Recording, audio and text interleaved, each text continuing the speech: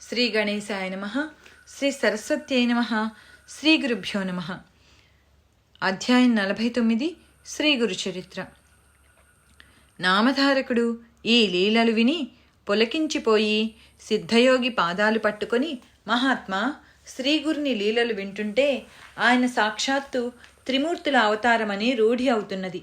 కానీ ఈ భూమి మీద ఎన్నెన్నో పుణ్యక్షేత్రాలు ఉండగా ఈయన ఈ సంగమ క్షేత్రాన్నే తమ నివాసంగా ఎందుకు ఎన్నుకున్నారో తెలియడం లేదు. ఈ క్షేత్రం యొక్క విశేషమేమో వివరించండి అని కోరాడు. అప్పుడు ఆ యోగి ఇలా చెప్పసాగారు. నాయన, ఒక అశ్వనీ మాసంలో కృష్ణ చతుర్దశి నాడు ఈ గంధర్వపుర వాసులందరూ దీపావళి పండుగకు ఎంతో ఉత్సాహంగా సంసిద్ధులవుతున్నారు. ఆనాడు ఈ శ్రీగురుడు తమ శిష్యులనందరినీ పిలిచి, మనమీనాడు త్రిస్థలి యాత్ర చేసి వద్దాము అన్నారు. అప్పుడు భక్తులు, స్వామి, అలా అయితే మేమీ యాత్రకు కావలసిన పదార్థాలన్నీ మూటగట్టుకొని దారి ఖర్చులు కూడా సిద్ధం చేసుకుని వస్తాము అన్నారు. ఆ మాటలు విని స్వామి, అవన్నీ ఎందుకు? త్రిస్థలి మనకు దగ్గరలోనే ఉన్నది. ఎట్టి సన్నాహాలు అవసరం లేదు. కనుక మీరందరూ మీ కుటుంబాలతో సహా మాతో కూడా రండి అని ఆదేశించారు. వెంటనే వారందరూ ఆయనతో కూడా సంగమ తీరానికి చేరి నదిలో స్నానాలు చేశారు. అప్పుడు స్వామి, నాయనలారా, ఈ సంగమ ప్రాంతమంతా ప్రయాగతో సమానమైన మహాత్మ్యం కలది సుమా. ఇచ్చటి షట్కూర తీర్థాన్ని మించినది వేరొకటి లేదు. ఇది ప్రయాగను కూడా మించినది. ఈ భీమా అమరజా సంగమం గంగా యమునా సంగమం కంటే కూడా ఎక్కువ పవిత్రమైనది. ఇక్కడ స్నానం చేయడం వలన కలిగే పుణ్యం ఇంతింతని చెప్పనలవి కాదు. ఇచ్చటి ఉత్తరవాహినిలో చేసిన స్నానం ఇంకా పుణ్యప్రదం. ఇక్కడ పవిత్రమైన తీర్థాలు 8 ఉన్నాయి. వీటిలో ఒక్కొక్క దానిని గురించి ఎంతని చెప్పగలము అన్నారు. అప్పుడొక భక్తుడు, స్వామి, ఇచ్చట నదికి అమరజ అనే పేరు ఎలా వచ్చింది, అది ఎలా ఏర్పడిందో సెలవీయండి అన్నాడు. అప్పుడు శ్రీగురుడు ఇలా చెప్పసాగారు. పూర్వం ఒకప్పుడు దేవతలకు రాక్షసులకు భయంకరమైన యుద్ధం జరిగింది. అందులో జాలంధరుడనే రాక్షసుడు ఎందరో దేవతలను చంపేస్తున్నాడు. అప్పుడు దేవతలకు రాజైన ఇంద్రుడు మృత్యుంజయుడైన శంకరుణ్ణి దర్శించి, మహాదేవా, ఈ యుద్ధంలో దేవతలకే ఓటమి తప్పనట్లున్నది. అదేమి చిత్రమో గాని రాక్షసుల దేహాల నుండి కారిన రక్తపు చుక్కల నుండి వేలాదిగా రాక్షసులు పుట్టి ముల్లోకాలలోని దేవతలను సంహరిస్తున్నారు అని మొరపెట్టుకున్నాడు. వెంటనే రుద్రుడు పట్టరాని కోపంతో రాక్షసులతో యుద్ధానికి సంసిద్ధుడయ్యాడు. కానీ ఇంద్రుడు ప్రార్థించిన మీదట ఆ యుద్ధంలో చనిపోయిన దేవతలను బ్రతికించడానికి అమృత భాండం ప్రసాదించాడు. వెంటనే ఇంద్రుడు అది తీసుకుని వెళ్ళి చనిపోయిన దేవతల మీద చల్లగానే వాళ్ళందరూ జీవించారు. చివరికి ఆ పాత్రలో మిగిలిన అమృతం కొద్దిగా భూమి మీద పడింది. అదే ఈ నది రూపంలో ప్రవహిస్తున్నది. అందుకే దీనికి అమరజ అనే పేరు వచ్చింది. అందువల్లనే సంజీవని వంటి ఈ నీరు సర్వ పాపాలను నశింపజేయగలదు. ఇందులో భక్తి విశ్వాసాలతో స్నానం చేసిన వారికి అపమృత్యు భయం ఉండదు. ఇది అన్ని బాధలను, వ్యాధులను, బ్రహ్మహత్యాది పాపాలను తొలగించడంలో త్రివేణి సంగమంతో సమానమైనది. ఈ సంగమంలో వైశాఖ, కార్తీక, మాఘమాసాలలో యథావిధిగా ఉషఃకాలంలో స్నానం చేస్తే ఈ లోకంలో సుఖము, అటుపై మోక్షము కలుగుతాయి. అందుకు అవకాశం లేనప్పుడు గ్రహణ సమయంలోనూ, సంక్రమణ పర్వదినాలలోనూ, ఏకాదశి మొదలగున తిథులలోనూ ఈ నదిలో స్నానం చేస్తే అనంతమైన ఫలితం వస్తుంది. నిత్యము ఇందులో స్నానం చేసిన పూర్ణాయుష్మంతులు అవుతారు. ఈ అశ్వత్థ వృక్షం దగ్గరనున్న మనోరథ తీర్థంలో స్నానం చేస్తే నిశ్చయంగా మనోరథాలన్నీ నెరవేరుతాయి. భక్తితో అశ్వత్థాన్ని సేవించిన వారికి కలిప్రభావం అంటక మా దర్శనం లభిస్తుంది. కారణం, మేమందులో ఎల్లప్పుడూ ఉంటాము. ఇటీ కల్పవృక్షాన్ని, సంగమేశ్వరుడైన సదాశివుణ్ణి పూజించి త్రయంబక మంత్రం పఠించాలి. శ్రీశైలంలో మల్లికార్జుని వలె ఇక్కడ సంగమేశ్వరుడు సుస్థిరంగా ఉన్నాడు. ముందు నందీశ్వరునికి నమస్కరించి తర్వాత శివునికి ప్రదక్షిణం చేసి సాష్టాంగ నమస్కారం చేయాలి. ఇలా 3 ప్రదక్షిణలు అయ్యాక ఎడమ చేతితో నందీశ్వరుని వృషణాలు స్పృశించి కొమ్ములపైన బొటన చూపుడు వేళ్లు ఆనించి వాటి మధ్య నుండి శివలింగాన్ని దర్శించాలి. భక్తితో ఇలా చేస్తే అభీష్టాలన్నీ నెరవేరుతాయి. ఈ ఎదుటనే ఉన్న మహాతీర్థం సాక్షాత్తు వారణాసియే. అది నాగేశ్వరం అనే గ్రామం నుండి ఇటుగా ప్రవహించింది. దీనిని గురించి ఒక పురాణోపాఖ్యానం ఉన్నది. పూర్వం భారద్వాజస గోత్రుడైన బ్రాహ్మణోత్తముడు నిరంతరం భక్తితో ఈశ్వరారాధన చేసి పూర్ణ విరాగి అయ్యాడు. అతనికి ఈశ్వర సాక్షాత్కారం కలుగుతుండేది. ఆనంద పారవస్యంతో అతడు ఒళ్ళు మరచి తిరుగుతుంటే లోకులు అతనికి దయ్యం పట్టింది కాబోలు అనుకునేవారు. అప్పుడు అతని సోదరులైన ఈశ్వరుడు, పాండురంగడు కాశీకి బయలుదేరుతూ తమ అన్నయ్య అయిన అతనిని కూడా రమ్మన్నారు. అతడు నవ్వి, కాశీ విశ్వేశ్వరుడు నాకు దగ్గరలోనే ఉండగా కాళ్ళీడ్చుకుంటూ ఎక్కడికో వెళ్ళడం ఎందుకు అన్నాడు. అలా అయితే మాకు చూపించగలవా అని వారన్నారు.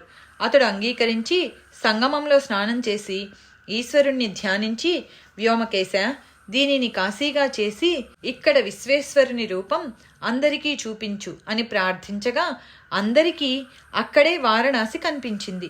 ఆ కుండమే మణికర్ణిక అయ్యింది. ఈ నది ఉత్తరవాహిని అయ్యే చోట ఆ కాశీ ప్రకటమయ్యింది. కాశీలో ఉన్న దైవరూపాలన్నీ ఇక్కడే కనిపించాయి. అతని సోదరులిద్దరూ ఆశ్చర్యపడి ఇక్కడే స్నానము, దానము మొదలగునవి చేశారు. అప్పుడు ఆయన మహాజ్ఞాని అని అందరూ తెలుసుకున్నారు. అప్పటి నుండి అతని దగ్గరకు వచ్చిన వారందరికీ విశ్వేశ్వరుని దర్శనం ప్రసాదిస్తుండేవాడు. కనుక ఇది సాక్షాత్తు కాశీయే.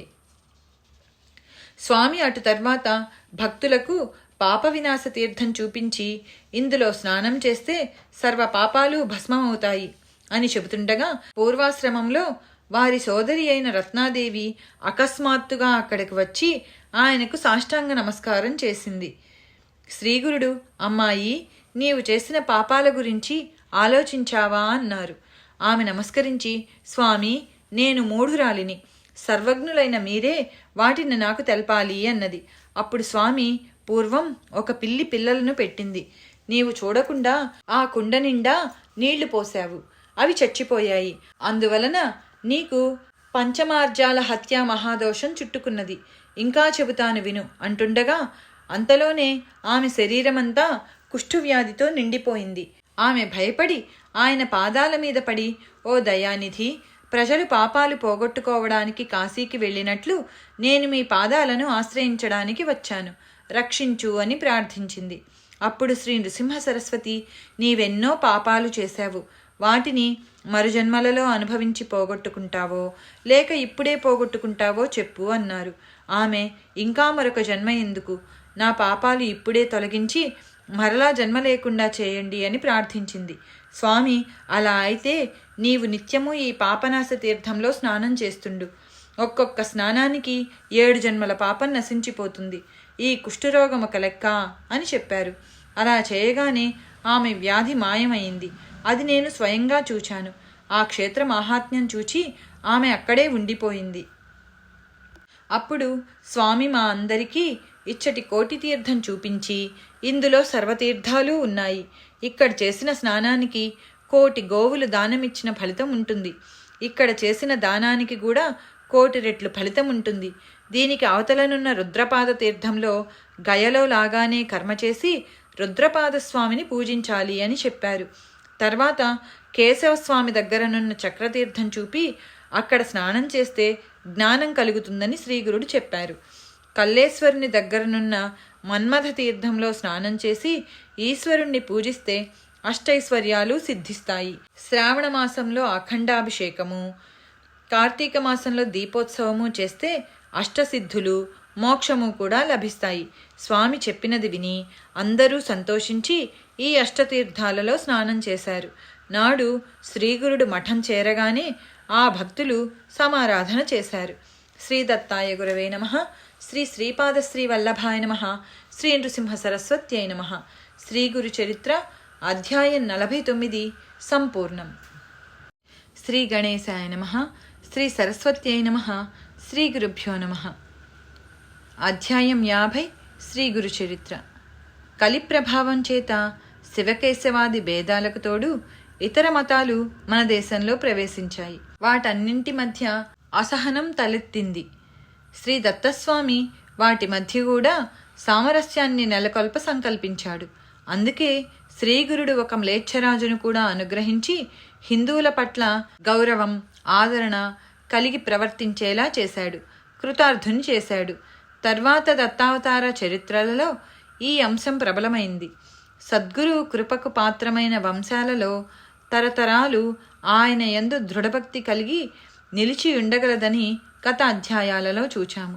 అంతేగాక జన్మాంతరంలో కూడా వారి లౌకికమైన అభీష్టాలు ప్రసాదించడమేగాక మరల సద్గురు సేవను ప్రసాదిస్తుందని ఈ 50, 51, 52 అధ్యాయాలు తెలుపుతాయి.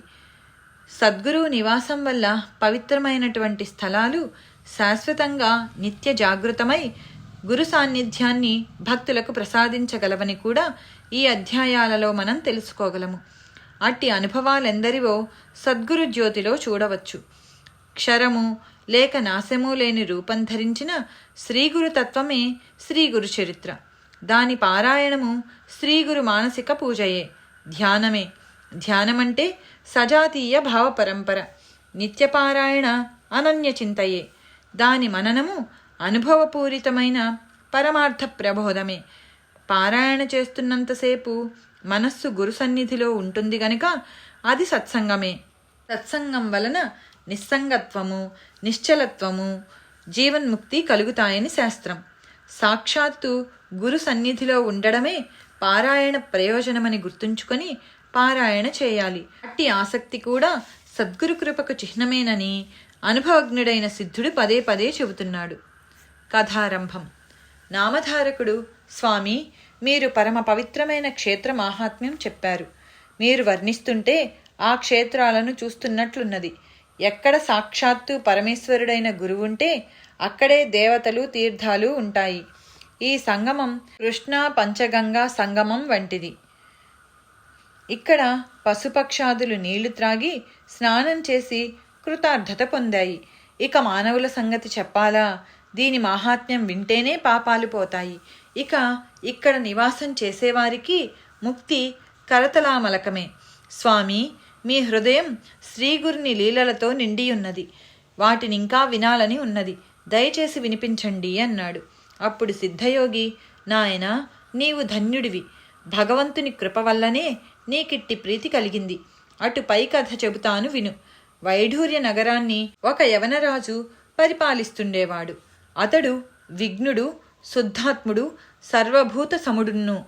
పూర్వజన్మ సంస్కారం వలన అతడు మన దేవతలను, పుణ్యక్షేత్రాలను, సద్బ్రాహ్మణులను కూడా ఆదరిస్తూ ఉండేవాడు.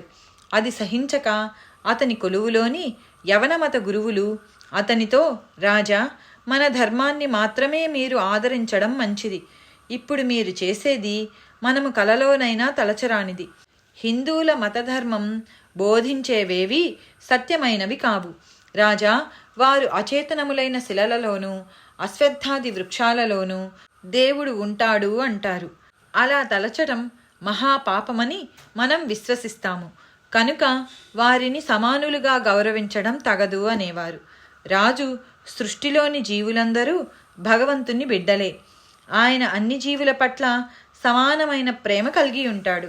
అలా అయితే ఆయన మానవులందరికీ వారి వారికి తగిన రీతుల జ్ఞానాన్ని పొందే ధర్మాన్నే ప్రసాదించి ఉండాలి. మన ధర్మానికి మూలమైన గ్రంథం వలనే వారి వేదాలు కూడా ఈ సత్యమే చెబుతున్నాయి. కనుక ఇటువంటి భేదబుద్ధి భగవంతుని పట్ల అపచారమే కాక మన మతధర్మానికి కూడా కళంకమే సుమా అని ఖండితంగా చెప్పేవాడు. ఇక చేసేదేమీ లేక మంత్రులు ఊరకుండేవారు. మరికొందరు యవనమత గురువులు, రాజా, మీరు మన ధర్మం మాత్రమే ఆచరించండి.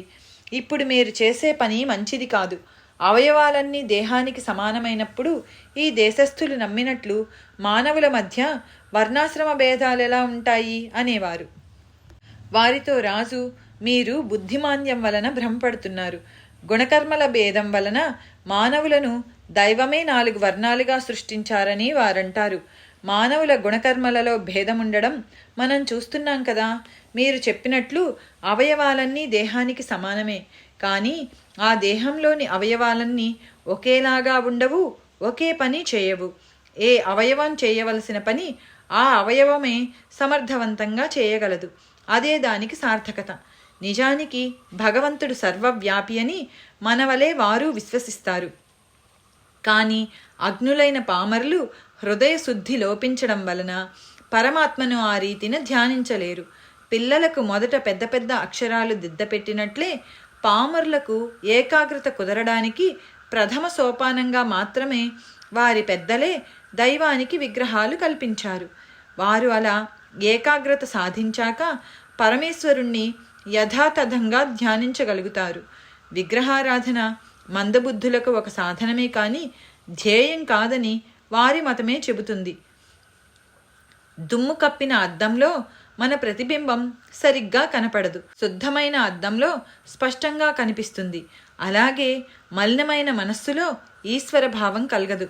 ఎలాగైనా ధ్యానం అభ్యసిస్తే ఆ మాలిన్యం తొలగి హృదయం పరిశుద్ధమై అందులో భగవంతుని ఉనికి తెలుస్తుంది. మన పవిత్ర గ్రంథంలాగే వేదాలు కూడా ఋషులు వినిన వాక్యే గనుక అవి స్వతఃప్రమాణమే. అందులోని ధర్మాలు ఆచరించే బ్రాహ్మణులను గౌరవించవలసిందే. వేదాలు ధర్మశాస్త్రాలు చెప్పినట్లు ప్రవర్తించే మానవులందరూ మన ధర్మం ప్రకారం ప్రవర్తించే వాళ్ల వలనే పూజ్యులు అనేవాడు. ఒకప్పుడు విధివశానో దైవయోగం వల్లనో కాని ఆ మ్లేచ్ఛరాజుకు తొడ మీద పుండు లేచింది. అది ఎన్ని చికిత్సలు చేసినా తగ్గకపోగా రోజు రోజుకు ఎక్కువ కాసాగింది. ఆ బాధకు అతడికి నిద్రాహారాలు కూడా కరువయ్యాయి. చివరికతడు ఒక సదాచార సంపన్నుడైన సద్విప్రుణ్ణి పిలిపించి దానికి నివారణోపాయం చెప్పమని కోరాడు. ఆ విప్రుడు, రాజా, నీవు యవనుడవు, నేను బ్రాహ్మణుడను. నేను చెప్పే ఉపాయం గురించి, అది చెప్పింది నేనన్న సంగతి తెలిస్తే ఈ లోకం నిన్ను నన్ను బ్రతకనివ్వదు. అందువలన ఏకాంతంలో చెబుతాను అన్నాడు. అప్పుడు ఆ రాజు అతనితో కలిసి ఒక ఏకాంత స్థలానికి వెళ్ళాడు. అక్కడ ఆ బ్రాహ్మణుడు అతనితో ఇలా చెప్పాడు. రాజా, నిజానికి గత జన్మ పాపాలే మానవులందరినీ వ్యాధి రూపంలో బాధిస్తాయి. తీర్థయాత్ర, దేవతారాధన, దానముల వలన కొన్ని పాపాలు వ్యాధులు తొలగుతాయి. కానీ వాటన్నిటికంటే శ్రేష్టమైనది సాధుదర్శనం. సాధుదర్శనం వలన సర్వ పాపాలు వ్యాధులు కూడా తొలగిపోతాయి. చివరకు అజ్ఞానమనే భవరోగాన్ని కూడా వారు తొలగించి ముక్తిని కూడా ప్రసాదించగలరు. కనుక రాజా, నీవు మీ వాళ్లందరితో ఏదో ఒక సాకు చెప్పి ఎవరికీ తెలియకుండా ఒంటరిగా ఈ విదర్భ నగరానికి సమీపంలో ఉన్న పాపనాశ తీర్థానికి వెళ్ళు. అక్కడ స్నానం చేసి దాన ధర్మాలు చేయి. దానివలన నీ పాపం తొలగి ఉత్తమమైన వ్యాధి నివారణోపాయం నీకు అదే లభిస్తుంది. ఆ క్షేత్రంలో ఎవరేది కోరితే అదే లభిస్తుంది అని చెప్పాడు. అప్పుడు ఆ మ్లేచ్ఛరాజు వెంటనే కొద్ది పరివారంతో బయలుదేరి అక్కడికి కొద్ది దూరంలో ఉన్న పాపనాశ తీర్థానికి వెళ్ళాడు. ప్రతిరోజు అతడు అక్కడి తీర్థంలో స్నానం చేస్తూ రహస్యంగా ఉన్నాడు. ఒకరోజు అతడు తీర్థంలో స్నానం చేసి బయటకు వస్తుండగా అతనికి ఒక యతీశ్వరుడు కనిపించాడు. రాజు ఆయనకు నమస్కరించి తన పుండు గురించి, దాని నివారణ కోసం తనకు ఆ ద్విజుడు చెప్పిన ఉపాయం గురించి నివేదించుకొని ఇలా అన్నాడు. స్వామి, నేను మ్లేచ్ఛుడనని మీరు ఉపేక్షించవద్దు. నేను యవనుడనైనా మీ ధర్మాన్ని కూడా ఆదరించేవాడినే. నాకు దయతో ఈ వ్యాధి నివారణోపాయం తెలపండి అని ప్రార్థించాడు. అప్పుడు ఆ సన్యాసి కూడా సాధు దర్శనము అన్నింటికంటే శ్రేష్టమైన తరుణోపాయమని చెప్పాడు. అప్పుడు ఆ యవనరాజు ఆయనకు నమస్కరించి, యోగీశ్వర, సాధు దర్శనం అన్నింటికంటే శ్రేష్టమంటిరి కదా, అందుకు తార్కాణమేమైనా దయతో వివరించండి అని వేడుకొన్నాడు. అప్పుడు ఆ సన్యాసి ఇలా చెప్పాడు. నాయన, వెనుక ఋషభయోగి అనే మహాత్ముని అనుగ్రహం వలన ఒక పతితుడైన బ్రాహ్మణుడు జన్మాంతరంలో ఉద్ధరింపబడ్డాడు. ఆ కథ వివరంగా చెప్తాను విను. పూర్వం అవంతిపురంలో ఒక బ్రాహ్మణుడు పింగళ అనే వేశ్యకు వసుడై స్వధర్మాన్ని విడిచిపెట్టాడు. అతడు గృహస్థు అయి ఉండి కూడా తన భార్యను విడిచిపెట్టి ఆ వేశ్య ఇంటి వద్దనే త్రాగి పడి ఉండేవాడు. ఒకనాడు సంధ్యవేళ ఋషభయోగి అటుగా వెళ్తుంటే చూచి ఆ నామమాత్ర బ్రాహ్మణుడు వేశ్య ఆయనకు భక్తితో నమస్కరించి ఇంట్లోకి తీసుకువెళ్ళి పూజించారు. తర్వాత ఆయనకు భోజనం పెట్టి రాత్రంతా పాదసేవ చేస్తూ ఆయనను నిద్రపుచ్చారు. మరుసటి ఉదయమే ఆ యోగి వారిని ఆశీర్వదించి వెళ్ళిపోయారు. అట్టి సాధుసేవ వలన ఆ బ్రాహ్మణునికి సద్బుద్ధి అంకురించి త్వరలో పరివర్తన చెంది కొంతకాలానికి చనిపోయాడు. మరు జన్మలో అతడు దశార్ణ దేశంలో వజ్రబాహు అనే రాజు యొక్క పట్టపురాణి అయిన సుమతీదేవి గర్భంలో పడ్డాడు. ఆమెకు మగబిడ్డ జన్మిస్తాడేమోనన్న అసూయతో ఆ రాజుగారి రెండవ భార్య ఆమెకు విషం పెట్టింది. కాని అందువలన పట్టమహిషి స్పృహ లేకుండా పడిందే గాని ఆమె గర్భంలోని పిండానికి ప్రాణాపాయం కలగలేదు. అయితే ఆమెకు పుట్టిన బిడ్డకి శరీరమంతటా పుండ్లు లేచాయి. రాజు దుఃఖించి ఎన్నెన్నో చికిత్సలు చేయించినా ఆ తల్లి బిడ్డలకు ఒళ్లంతా పురుగులు పడి చీము కారుతూ ఎంతో దుర్వాసనగా ఉండేది. పూర్వజన్మలలో వారు చేసిన పాపాలే అందుకు కారణమని, వారిని చూడడం కూడా మహాపాపమేనని తలచి రాజు వాళ్లను భయంకరమైన ఒక అడవిలో విడిచిపెట్టించాడు. అందుకు రాజుగారి రెండవ భార్య ఎంతో సంతోషించింది. ఎన్నడూ కాలైనా కింద పెట్టని మహారాణి అడవిలో ఆకలితో మాడిపోయింది. అయినప్పటికీ ఆమె ఆ బిడ్డను చంకను పెట్టుకొని క్రూర జంతువుల గర్జనల మధ్య ముళ్లలో లేస్తూ పడుతూ తిరుగుతుండగా ఒకచోట కొందరు పశువుల కాపర్లు కనబడితే వారిని త్రాగడానికి మంచినీళ్లు అడిగింది. అప్పుడు వాళ్ళు చెరువుకు వెళ్లే దారి చూపారు. అందులో నీరు త్రాగి అక్కడకు నీళ్లకు వచ్చిన స్త్రీలను ఆమె, అమ్మా, ఈ రాజ్యంలో ప్రజలందరూ ఎంతో సంతోషంగా ఉన్నారు. మీ రాజు ఎవరు అని విచారించింది. ఆ ప్రాంతపు రాజు పద్మాకరుడనే వైశ్యుడు ఎంతో ధర్మాత్ముడని తెలిసి అతనిని శరణు పొందింది. ఆ రాజు ఆమె వృత్తాంతం తెలుసుకొని జాలి చెంది ఆశ్రయమిచ్చాడు. అతడు కూడా ఆమె కొడుకుకు ఎన్నో చికిత్సలు చేయించినా నిష్ఫలమై అతడు చనిపోయాడు. ఆ తల్లి గర్భశోకంతో హృదయ విదారకంగా శోకించింది. అదృష్టవశాత్తు సరిగ్గా ఆ సమయానికి వృషభయోగి అచటికి వచ్చారు. ఆయన ఆ తల్లి శోకం విని, తల్లి, నీవు అనవసరంగా దుఃఖిస్తున్నావు. పుట్టినవాడెవడు, చనిపోయిన వాడెవడు? అతడెప్పుడైనా కంటికి కనబడ్డాడా? అతడు ఈ శరీరమే అనుకుంటున్నావా? జీవుడు కర్మవశాన పంచభూతాలతో చేయబడిన దేహాన్ని పొందినా ఆ కర్మ తీరిపోగానే ఆ దేహం చనిపోతుంది. కానీ అతడు ఆత్మస్వరూపం కనుక అతడికి నాశనముండదు. ఇక శోకమెందుకు? త్రిగుణాల వలన అతడికి కర్మబంధం చుట్టుకుంటుంది. సత్వగుణం వలన దేవత్వము, రజోగుణం వలన మానవ జన్మ, తమోగుణం వలన తిర్యగ్జన్మలు కలుగుతాయి. త్రిగుణాతీత స్థితి కలిగినప్పుడే అతనికి ముక్తి లభిస్తుంది. అలా జన్మించాక అతడు చేసిన కర్మలను అనుసరించి సుఖ దుఃఖాలతో కూడిన జన్మ పరంపర కలుగుతుంది. అలా జన్మించిన వారందరూ ఎప్పటికైనా మరణించవలసిందే. కనుకనే వివేకవంతులు జన్మించిన వారి గురించి సంతోషంగాని, చనిపోయిన వారి గురించి దుఃఖంగాని పొందరు. అంతకంటే భగవన్నామ స్మరణతో ఇహపరాలు సాధించుకోవచ్చు కదా. అలాగాక జీవులకు గల అనుబంధం వాస్తవమైతే వెనుకటి జన్మలో నీవు వీడికి ఏమైనావో చెప్పగలవా? ఇప్పటికైనా నా మాట విని ఊరట చెందు అని ఆమెని ఓదార్చాడు. ఆమె, ఓ మహాత్మా, నేనొక మహారాజుకు రాణినయ్యాక చివరకు నాకీ గతి పట్టింది. అడవుల పాలైనా నా వాళ్లందరికీ దూరమైన బిడ్డను విడిచిపెట్టలేక భూమిపై జీవిస్తున్నాను. అటువంటప్పుడు వీడు చనిపోతే నేనేం కావాలి? స్వామి, కరుణార్ద్ర హృదయులైన మీరు చెప్పిన తత్వం అజ్ఞానినైన నాకు ఎలా తెలుస్తుంది? ఈ కష్ట సమయంలో పరమేశ్వరుని వలె మీరు నాకు లభించారు. దేని వలన నా ఈ దుఃఖం నశిస్తుందో దయచేసి దానిని నాకు అనుగ్రహించండి అని శోకిస్తూ ఆ యోగీంద్రుని పాదాల మీద పడింది. ఆ యోగి కరుణార్ద్ర హృదయులై ఆ పిల్లవాడు పూర్వజన్మలో తన సేవకుడని తెలుసుకొని కొంచెం భస్మం మంత్రించి ఆ శవం మీద చల్లాడు. వెంటనే ఆ పిల్లవాడు లేచి కూర్చున్నాడు. అతడు ఎట్టి వ్యాధి లేకుండా స్వచ్ఛమైన శరీరంతో ఉన్నాడు. ఆ యోగి యొక్క కృపాదృష్టి వలన ఆ తల్లికి కూడా జబ్బు మాయమైంది.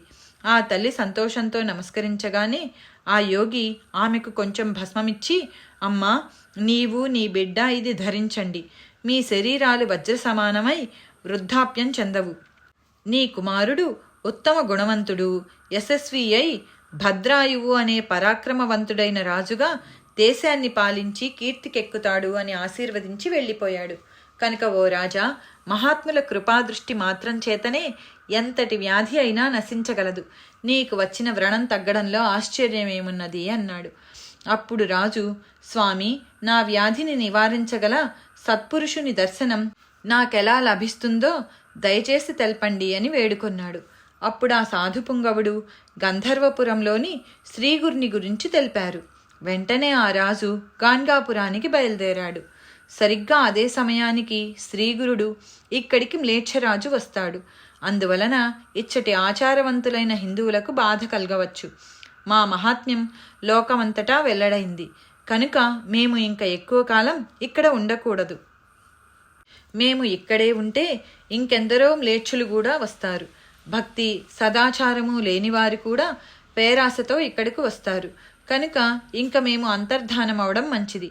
బహుధాన్యనామ సంవత్సరంలో బృహస్పతి సింహరాశిలో ప్రవేశించినప్పుడు గౌతమి నదికి పుష్కరం వస్తుంది. అప్పుడు ఆ నదిలో స్నానం చేయడానికని చెప్పి ఈ చోటు విడిచిపోతాము అని నిశ్చయించుకున్నారు. ఒక రోజున ఆయన అచ్చటి భక్తులతో, ఇక్కడకు ఒక మ్లేచ్ఛరాజు రానున్నాడు కనుక మీరంతా మీ ఇండ్లకు వెళ్ళిపోండి, మేము గౌతమి యాత్రకు బయలుదేరతాము అని చెప్పారు. భక్తులు, మహాత్మా, మీరు సాక్షాత్తు దత్తాత్రేయులే. మీరు మా అండనుండగా ఇక్కడకు ఎవరు వచ్చినా మాకు ధర్మహాని కలగజాలదు. కనుక మేము మీ సన్నిధి విడిచి ఎక్కడకు పోనవసరం లేదు అని చెప్పి ఒక్కరు కూడా కదలలేదు. కొద్ది సమయం అయ్యేసరికి ఆ యవనరాజు గంధర్వపురం చేరి అచ్చటి వారిని, ఇక్కడ సన్యాసి ఎక్కడున్నారు, దయచేసి ఆయన్ను చూపండి అని ప్రార్థించాడు. అతనిని చూచి యవనరాజు అక్కడికి రాగలడని స్వామి చెప్పిన మాటలు స్మరించి భక్తులు కీడు శంకించి అతనికి ఏమీ చెప్పడం లేదు. వారి సంశయాన్ని గుర్తించిన రాజు, అయ్యలారా, నేను కూడా అర్ధార్థినై స్వామి దర్శనానికి వచ్చిన ఆర్తుడనే. సంశయించక వారెక్కడున్నారో చెప్పండి అని వేడుకున్నాడు. అతడు పదే పదే ప్రాధేయపడిన మీదట శ్రీగురుడు అనుష్ఠానానికని సంగమానికి వెళ్లారని, మధ్యాహ్నం మఠానికి తిరిగి రాగలరని ఆ భక్తులు చెప్పారు. రాజు వెంటనే పల్లకి దిగి తమ పరివారమంతటినీ అక్కడే విడిచి తానొక్కడే త్వరగా సంగమానికి వెళ్ళి స్వామిని దర్శించి చేతులు కట్టుకొని దూరంగా నిలబడ్డాడు. శ్రీగురుడు, ఓరి సేవకుడా, ఇన్నాళ్లకు కనిపించావేమి అన్నారు. ఆ మాట వినగానే స్వామి అతనిని చూడగానే రాజుకు పూర్వజన్మ స్మృతి కలిగి ఆనంద భాష్పాలు కారుస్తూ స్వామికి నమస్కరించాడు. అతని శరీరమంతా రోమాంచితమైంది. అతడు ఏమేమో మాట్లాడబోయాడు గాని సంతోషంతో అతనికి మాట పెగలలేదు. కొంతసేపటికి అతడు తెప్పరిల్లి, ప్రభు, మీరు మా శ్రీపాదస్వామియే. నేను మీ సేవకుడునైన చాకలినే. స్వామి, ఈ దీనుణ్ణి ఇంత ఉపేక్షించారేమి? మీ పాదసేవ విడిచి ఇంతకాలం నేను దూరంగా పడి ఉండేలా చేశారే. రాజవైభవాల భ్రమలో చిక్కి మిమ్మల్ని మరచి ఎంతకాలం గడిపాను. ఇన్నాళ్ళు మీ దర్శనమే లభించలేదు. చివరికి మీ ఎదుటకు వచ్చాక కూడా ఇది వరకు అంతగా సేవించుకున్న మీ పాదాలను గుర్తించలేకున్నాను. అజ్ఞానమనే మహాసముద్రంలో నన్నిలా పడి ఉండనివ్వడం మీకు న్యాయమా?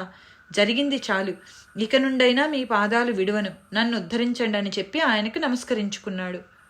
శ్రీగురుడు అఖిలాభీష్ట సిద్ధిరస్తు అని ఆశీర్వదించారు.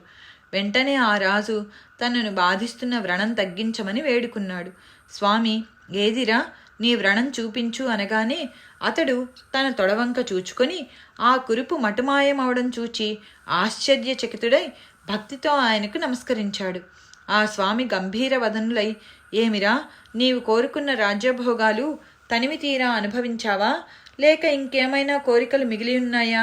బాగా ఆలోచించుకొని చెప్పు అన్నారు. అప్పుడు ఆ రాజు, మీ దయ వలన సకల ఐశ్వర్యాలతో చాలా కాలం రాజ్యమేలాను. నాకు కొడుకులు మనుమలు కూడా కలిగారు. నా మనస్సు పూర్తిగా తృప్తిపడింది. కానీ భక్తవత్సల, మీరు ప్రసాదించిన సంపదలు మీరు స్వయంగా చూడాలన్న కోరిక ఒక్కటే మిగిలింది. ఆ ఒక్కటి తీరగానే నేను సర్వము విడిచి మీ పాదసేవ చేస్తూ ఇక్కడే పడి ఉంటాను అని వేడుకున్నాడు.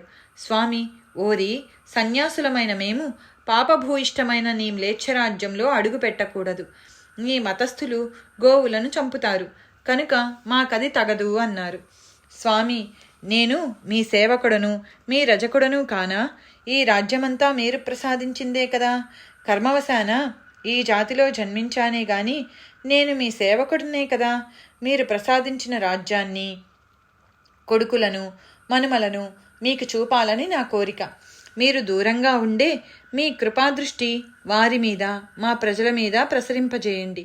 మా రాజ్యంలో మీ రాకకు అవరోధమైన గోవధ నిషేధిస్తాను అని చెప్పి శ్రీగురుణ్ణి కాళ్లావేళ్లా పడి బ్రతిమాలుకున్నాడు.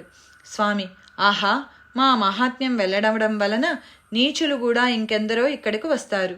కనుక ఈ స్థానం విడిచి వెళ్ళిపోవడమే కర్తవ్యం. బృహస్పతి సింహరాశిలో ప్రవేశించగానే గోదావరి నది వద్దకు చేరి ఎవరికీ కనిపించకుండా పోవడం మంచిది అని తలచి మొదట రాజు ప్రార్థనను మన్నించారు. శ్రీగురుని అంగీకారం చెవినపడగానే ఆ యవనుడు ఉప్పొంగి వారినొక పల్లకీలో కూర్చోబెట్టి వారి పాదుకలు తన తలపై పెట్టుకుని కూడా నడవసాగాడు. స్వామి నవ్వుతూ అతడి కేసి చూచి, నీవు కూడా గుర్రం మీద కూర్చుని ప్రయాణం చేయి, లేకుంటే లోకనింద పాలవుతావు. రాజు అయిన నీవు ఒక బ్రాహ్మణ సన్యాసికి దాసుడవై ఇలా ప్రవర్తించడం ఎవరైనా చూస్తే నిన్ను దూషిస్తారు, నవ్వుతారు అన్నారు. రాజు, బాబు, నేనింకెక్కడి రాజును? అంతకంటే ముందు మీ పాదసేవకుడనైన చాకలినే కదా.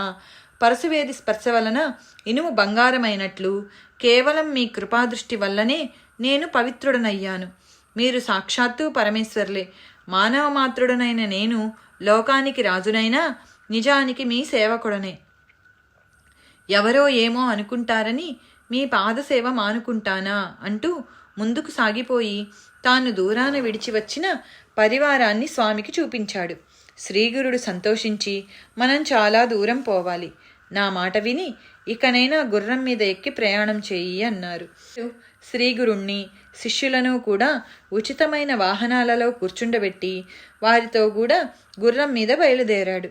మరికొంతసేపటికి స్వామి, నాయనా, నీవు మ్లేచ్ఛుడిగా జన్మించినా మా పట్ల ఎంతో భక్తితో మెలుగుతున్నావు, సంతోషమే. కానీ సన్యాసులమైన మాకు మీతో కలిసి ప్రయాణం చేస్తుంటే త్రికాలానుష్ఠానము సక్రమంగా చేసుకొనడం వీలు పడదు. కనుక మేము ముందుగా వెళతాము.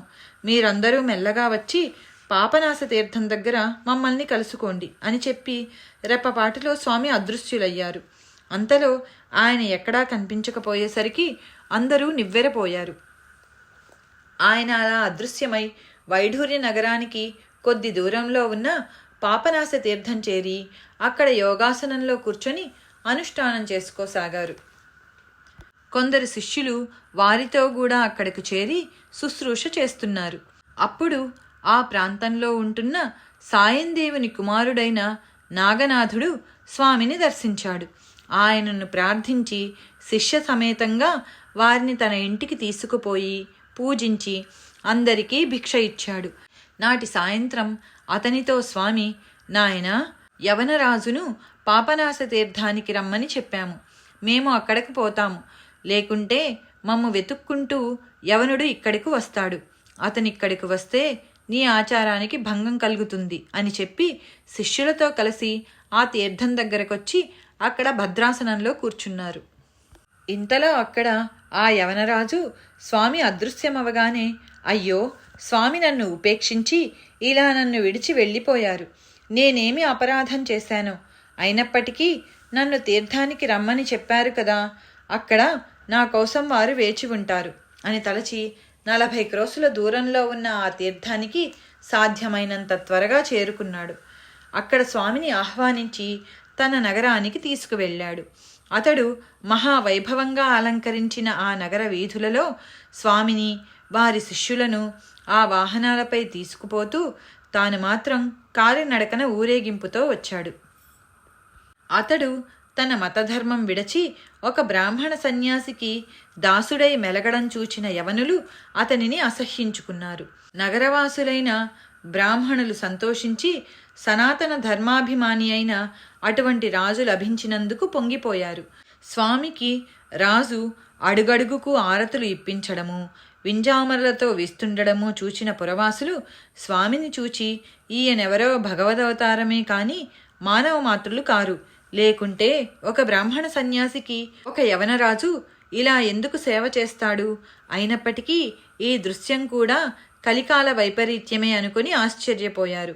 ఢక్కా, మృదంగము మొదలగున వాద్యాల ఘోషతోనూ 100 కొద్దీ ఏనుగులు గుర్రాలతోనూ ముందుకు సాగిపోతుండగా వంది మాగధులు ఎలుగెత్తి స్వామి కీర్తిని స్తుతిస్తూ ఉంటే అగరు ధూపాలు చిమ్ముకుంటూ దారి పొడుగున లెక్కకు మించిన పువ్వులతో రత్నాలు కలిపి చల్లుతూ స్వామిని ఆ రాజు నగర వీధుల గుండా తీసుకుపోయాడు. చివరకు పల్లకిని రాజభవనం దగ్గర దింపించి అందము స్వచ్ఛము అయిన కొత్త వస్త్రాలు పరచిన దారి వెంట స్వామిని లోపలకు తీసుకొని పోయి స్వర్ణసింహాసనం మీద కూర్చుండబెట్టాడు. తర్వాత రాజు ఆయనకు సాష్టాంగ నమస్కారం చేసి ఒక వింజామరతో ఆయనకు వీస్తూ ఒక పక్కన నించున్నాడు.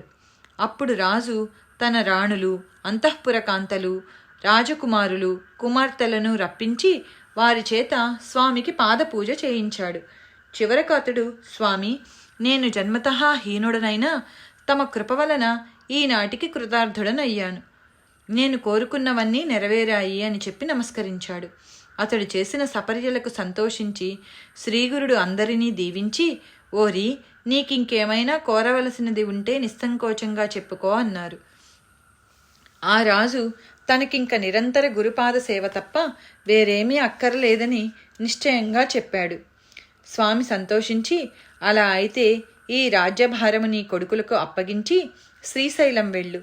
మేము కూడా గంధర్వపురంలో భక్తులకు చెప్పవలసినది చెప్పి అక్కడకు వస్తాము. నీకక్కడ మరలా మా దర్శనమవుతుంది అని ఆదేశించారు. ఆయనతో ఎడబాటు సహించలేని రాజు, స్వామి, అలా అయితే నాకు నిరంతర గురుస్మరణ ప్రసాదించండి అని వేడుకున్నాడు. శ్రీగురుడు అతన్ని ఆశీర్వదించి తమ శిష్యులతో కలిసి గోదావరి యాత్ర చేయడానికి వెళ్లారు.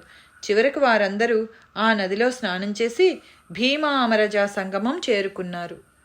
గంధర్వపుర వాసులందరూ పూజాద్రవ్యాలు తీసుకుని ఎదురేగి, స్వామి, మీరు ఇక్కడ నుండి వెళ్ళినప్పటి నుండి ఈ ఊరంతా అచేతనమైపోయింది. తిరిగి మీ రాక వలన మరలా ప్రాణమొచ్చినట్లయింది అని ఆయనను స్తుతించి పూజించారు. అప్పుడు స్వామి, బిడ్డలారా, మేమెక్కడికో వెళ్ళిపోయామని ఎన్నడూ అనుకోవద్దు. ఈ పురం మాకెంతో ప్రియమైనది. ఇక్కడ మమ్మల్ని నిశ్చల భక్తితో కొల్చేవారికి ఎప్పుడూ ప్రత్యక్షమవుతుంటాము. ముందు ముందు దేశమంతటా కలియుగ దోషాలన్నింటికీ నిలయం కానున్నది. కనుక మేము శ్రీశైలం వెళ్ళాలనుకుంటున్నాము. అయినప్పటికీ భక్తులను రక్షించడం కోసం వాస్తవంగా గుప్త రూపంలో ఇక్కడే ఉంటాము. అలా గుప్తంగా ఉండడానికి కారణం రానున్నది కష్టకాలం. ధర్మం రోజురోజుకు క్షీణించిపోతుంది. దుర్మార్గులు ప్రబలి ఎన్నో దుష్కృత్యాలు చేయబోతారు. పూర్వజన్మ సంస్కారం వలన యోగ్యుడైన ఆ మ్లేచ్ఛరాజు మా అనుగ్రహానికి పాత్రులైనారని విని ఎందరెందరో హీనులు కూడా ఇక్కడకు వస్తారు. మా ప్రత్యక్ష సాన్నిధ్యం వారికి కలగడం వలన అందరికీ ఎంతో కీడు జరుగుతుంది. కనుక మా రూపాన్ని గుప్తం చేయడం ఒక్కటే కర్తవ్యం అన్నారు.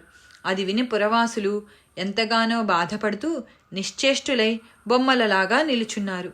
ఆనాటి వరకు మానవాకారంతో కనిపిస్తున్న ఆ త్రిమూర్తి అవతారం అటు తర్వాత తమ స్థూల రూపాన్ని గుప్తపరిచినప్పటికీ ఈ గంధర్వపురంలో సుస్థిరంగా ఉన్నారు సుమా. అందుకు నేనే సాక్షిని. నేటికి ఈ గంధర్వ నగరంలో ఆయనను విశ్వాసంతో భజించిన వారి కోరికలు తీరుతాయి. ఇతర యుగాలలో ఎన్ని వేల సంవత్సరాలు తపస్సు చేసినా కనిపించని ఈ దత్తమూర్తి ఇప్పుడు భక్తుల పాలిట కల్పవృక్షమై ఇక్కడ నిలిచారు. భుక్తి ముక్తులను ప్రసాదించడానికి ఈ భూమి మీద ఇంతకు మించినదేమున్నది? శ్రీ దత్తాయ గురవే నమః. శ్రీ శ్రీపాదశ్రీ వల్లభాయ నమః. శ్రీ నృసింహ సరస్వత్యై నమః. శ్రీ గురు చరిత్ర అధ్యాయం 50 సంపూర్ణం.